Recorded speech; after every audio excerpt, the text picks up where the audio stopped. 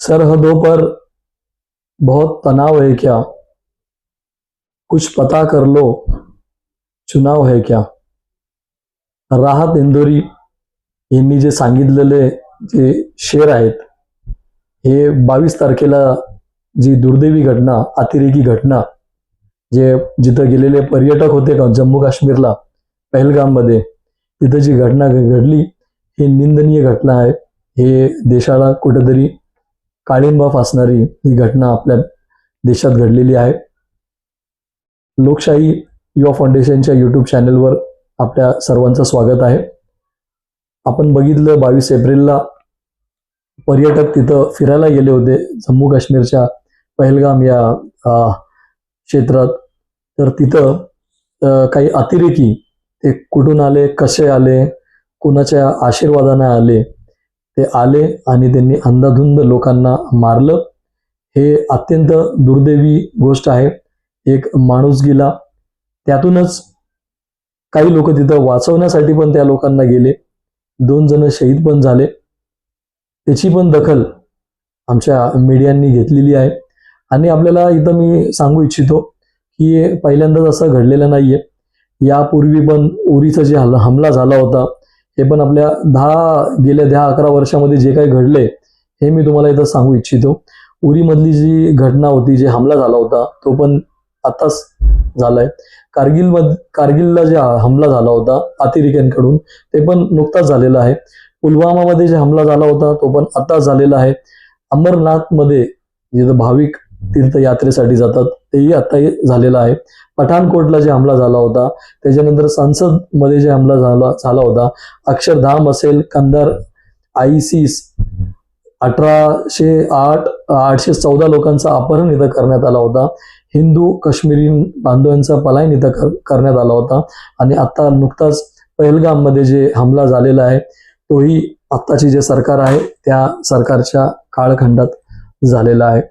तर घटना जी घडली ती दुर्दैवी होती. निष्पाप लोकांचा बळी गेला. तिथले जे पर्यटक होते ते घाबरलेले होते. त्यांचे नातेवाईक महाराष्ट्रातून भरपूर लोक तिथं त्या ठिकाणी होते. किमान 26 लोकांना तिथं शहीद करण्यात आलं. देश भरातून एक शोकांतिका पसरलेली आहे. लोक जमा होतात, ते सर्व जाती धर्माचे लोक तिथं जमा होतात ते, आणि आपल्या आपल्या ठिकाणी, आपल्या आपल्या शहरात, आपल्या आपल्या जिल्ह्यामध्ये ठिकठिकाणी शहीदांना श्रद्धांजली वाहण्यात येत आहे. पण ही घटना का बरं घडली, याला कारणीभूत कोण आहे, याच्या माग कुणाचं षडयंत्र आहे का? हे जम्मू काश्मीरमध्ये पाकिस्तानमधून जर आले असतील, ते कसं काय आले? देशाची सुरक्षा हे कोणाची जबाबदारी आहे? देशात आपले सीमेवरती जर आपले जवान जर सुरक्षित नसतील, तर मग तुम्ही देशाचे नागरिक कसं काय सुरक्षित राहणार? हे सर्व गोष्टींचं आत्मपरीक्षण केलं पाहिजे. आणि आपण केंद्र सरकारला विचारलं पाहिजे की एवढी सगळी घटना आज एक 8-10 वर्षामध्ये जे काही घडलेली आहे, ही पहिली अतिरेकी हमला आपल्यावर नव्हता. याच्या पूर्वी पण असे भरपूर हमले झालेत. आपण बघितलं असेल माध्यमातून गेल्या 8-10 वर्षामध्ये काय काय घडले. आपण जे काही आता निर्णय घेतला, विरोधी पक्षाला सोबत घेऊन पाणी बंद करायचा जे निर्णय होता ते आपण घेतला. तिथले जे लोक इथं होते त्यांना आपण परत 48 तासाचा टायमिंग देऊन त्यांना परत पाठवलं. ते पण इथं कशामुळे होते? एक कटकारस्थान कोण करतोय? इलेक्शन आल्यावरच ही सगळी काय घटना कशी काय घडतीये? यात निष्पाप लोकांचा बळी जातोय.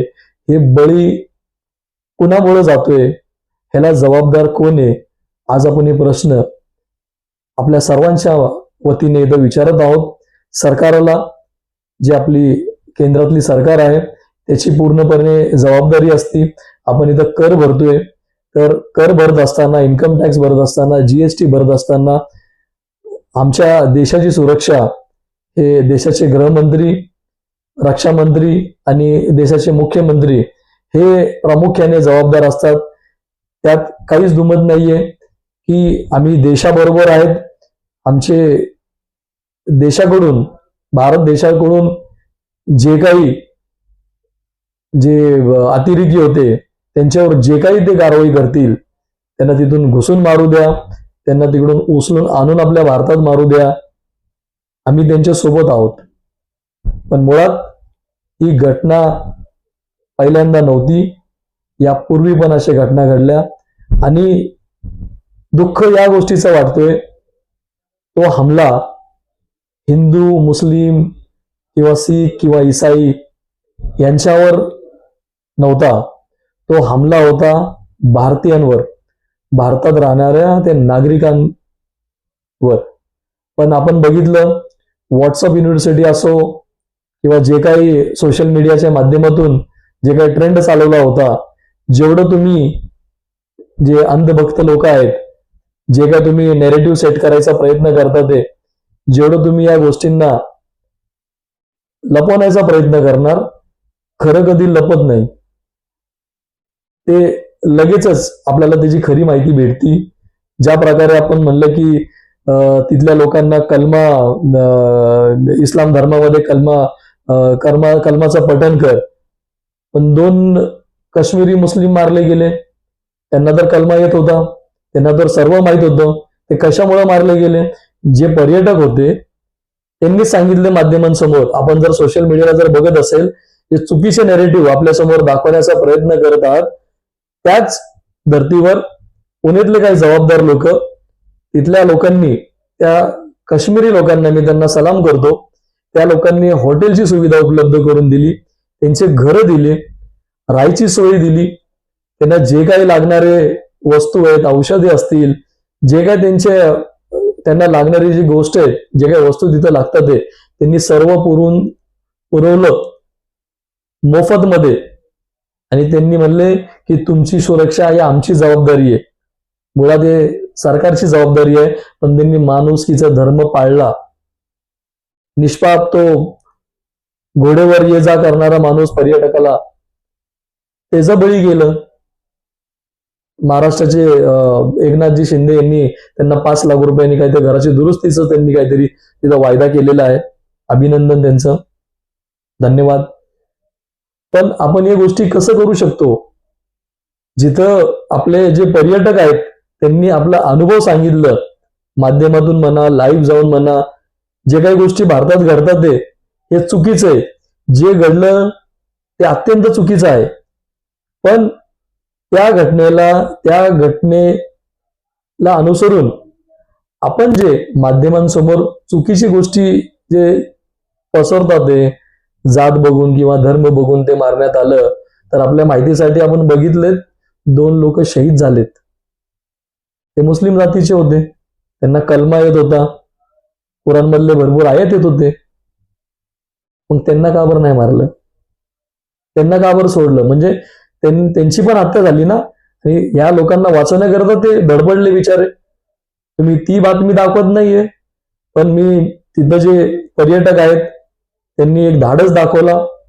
माध्यमांसमोर ते आले, सोशल मीडिया समोर ते आलेत आणि त्यांनी जे खरं जे घडलं तेही सांगितलं, जे चुकीचं घडतोय तेही सांगितलं. त्यांना जे मदत मिळाली त्या काश्मीरी लोकांकडून तेही त्यांनी स्पष्टपणे सांगितलं. मला अभिमानी वाटतोय की आपण खरोखरच आज काही लोकांमुळं देशाचं वातावरण खराब होतोय, पण त्यापेक्षा जास्त, दुप्पट तिप्पट किंवा त्यापेक्षा जास्त मी म्हणेल, आपल्या भारतात समविचारी, संविधानाला मानणारे लोक आहेत. मला त्याचा अभिमान आहे. हे फक्त आणि फक्त दिशाभूल करणारी गोष्ट आहेत. आपण यांना बळी पडू नका. आणि ते जे निष्पाप 26 लोक जे शहीद झालेत, आपण त्यांचे जे परिवार आहेत त्यांच्यासोबत आपण आहोत. त्यांच्या सुखात दुखात आम्ही नेहमी त्यांच्या सोबत असणार. पण ही घटना पहिल्यांदा घडलेली नव्हती. या काश्मीरी लोकांनी त्या लोकांना घरं दिली, हॉटेल दिले, जेवण दिलं, जे काही त्यांना लागणारी गोष्टी ते दिलेत. आणि आपले भारतातली जे हवाई सेवा आहे, जे एअरलाईन्स आहेत, त्यांनी दुप्पट तिप्पट चौपटपणे त्यांनी आपले जे फेअर्स आहेत, ते चार्जेस आहेत, ते त्यांनी वाढवले. याला म्हणतात आपण देशभक्ती. आज त्या कोणत्या परिस्थितीमध्ये आहेत? ते भीतीच्या वातावरणामध्ये आहेत.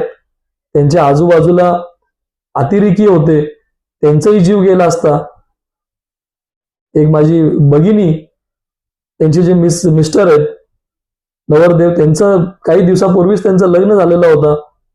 काय त्यांची हालत असेल असा. आपण फक्त शब्दातूनच ते बोलू शकत नाहीये, आणि तेवढं बोलून सुद्धा ते काय पूर्ण होत नाहीये. आपण समजून घेतलं पाहिजे, आपण माणूस अगोदर आहोत.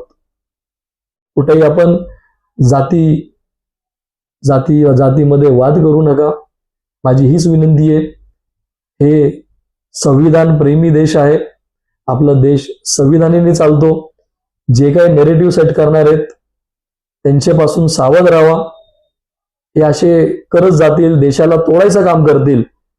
आपल्याला अखंड भारत जिवंत ठेवायचा आहे, शाबूत ठेवायचं आहे. हे एक नागरिक म्हणून आपल्या सर्वांची जबाबदारी आहे. मी हेच सांगेल.